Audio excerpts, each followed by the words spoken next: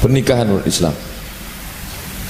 Setiap kali Allah Ta'ala menyebut kata wa min ayatihi, pasti setelah itu dia sebutkan sesuatu yang besar. Wa min ayatihi khalqus samawati wal ard wa min ayatihi manakum bil laili wan nahar. Setiap setelah kata wa min ayati pasti sesuatu yang besar. Ayat yang pertama, wa min ayatihi, di antara ayat-ayatnya khalqus samawati, langit, wal ardi, bumi. Seberapa besar langit? Kalau matahari itu sebesar bola basket, maka bumi ini sebesar kacang hijau. Lalu kita sebesar apa? Itu baru matahari, belum yang lain. Sebesar apa bumi? Lapisan ozon itu tebalnya 640 km. Dari sini Pekanbaru ke Medan 600 kilo.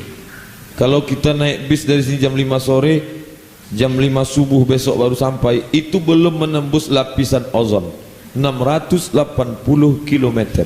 Kalau tak percaya, ukurlah sendiri. Begitulah luasnya langit, luasnya bumi. Setiap disebut kata wa min ayatihi pasti sesuatu yang besar. Ayat yang kedua, wa min ayatihi, di antara ayat-ayat tanda kebesaran Allah, manakum, tidur kamu. Tidur bukan sesuatu yang sepele. Buktinya apa? Orang yang terkena insomnia tak bisa tidur. Tidur dan bangun kuasa Allah SWT. Apa buktinya? Dokter hanya bisa menidurkan, tapi dia tak bisa membangunkan. Kita bisa dibuatnya tidur suntiknya, tapi yakin tak besok bangun? Tak bisa. Seorang dokter senior pernah menjadi pejabat di Provinsi Riau, langsung berdialog dengan saya. Nama tak saya sebutkan, menjaga kode etik jurnalistik. Dia sudah dipakai baju biru langit untuk baju dinas operasi. Kawan-kawannya sudah siap menyambut. Ketika akan masuk ruang operasi, dia ingat, karena dia paham, dia dokter. Dokter ini, kawan-kawannya ini hanya bisa membuat dia tidur, tapi tak satu pun yang menjamin bahwa dia akan bangun besok pagi. Kata dia, tak jadi operasi. Kenapa? Karena dia tak yakin bahwa dia nanti akan bangun lagi setelah operasi. Mengapa kita berani? Karena kita tak dokter, kita dibodoh-bodohi. Dia dokter, dia paham. Maka masalah tidur dan bangun sesuatu yang besar, itu disebutkan dalam kata wa min ayati. Kita tengok ayat yang lain bercerita tentang wa min ayati. Wa min ayatihi yurikumul barqa. Di antara ayat-ayat tanda kebesaran Allah, yurikumul barqa, ditampakkannya pada kamu kilat dan petir. Teori ilmu langit, astronomi, ilmu alam menunjukkan begitu hebat dan dahsyatnya petir. Orang yang mengkaji ini tahu bahwa petir bukan sesuatu yang kecil.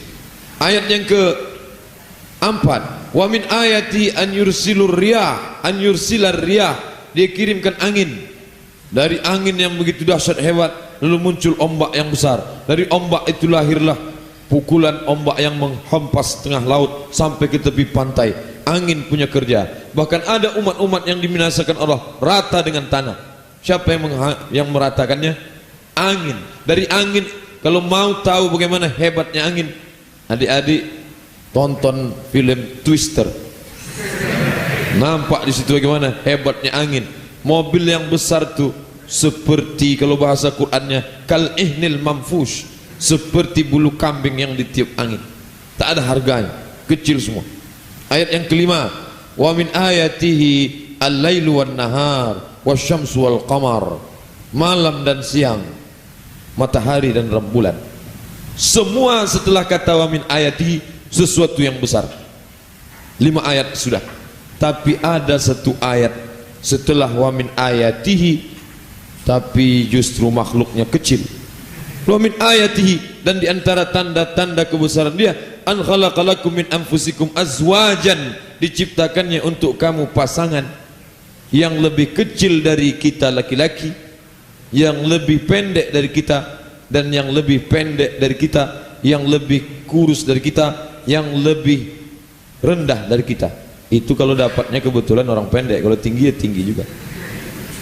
Apa makna ayat ini? Setelah besar langit dan bumi, tidur, petir, kilat, siang, malam, sesuatu yang besar. Tiba-tiba ada satu ayat menyebutkan wa min ayatihi, di antara kebesarannya diciptakannya kamu pasangan. Apa makna ayat ini? Maknanya jangan menyepelekan yang dibesarkan Allah. Jangan menyepelekan, karena dia sudah disejajarkan Allah dengan langit dan bumi. Siapa itu? Pasangan hidup kita. Banyak orang mengecilkan pasangan. Bang, abang dulu jumpa kakak di mana? Kami ditangkap Satpol PP. Ibu dulu ketemu bapak gimana? Kebetulan saya ke Jakarta, lalu kemudian menunggu bis Damri di airport Cengkareng. Tahu-tahu nampak saya perempuan, bingung mau pergi kemana. Akhirnya saya antarkan, kenalan, itulah nikahlah dengan dia. Menyepelekan pasangan. Maka setelah mengkaji ayat ini, ketika ditanya orang, itu siapa yang di tengah? Bapak, adik-adik akan memberikan jawaban. Itu yang di samping kamu itu siapa? Dialah yang lebih besar daripada langit dan bumi. Bukan menyepelekan pasangan. Ketika ditanya orang, itu kawan kamu yang kamu bawa undangan itu siapa? Dialah tanda-tanda kebesaran Allah subhanahu wa ta'ala. Begitu. Inilah makna ayat ini. Apa maknanya? Memuliakan pasangan, tidak menyepelekan pasangan. Apa bukti bahwa pasangan ini tanda kebesaran Allah?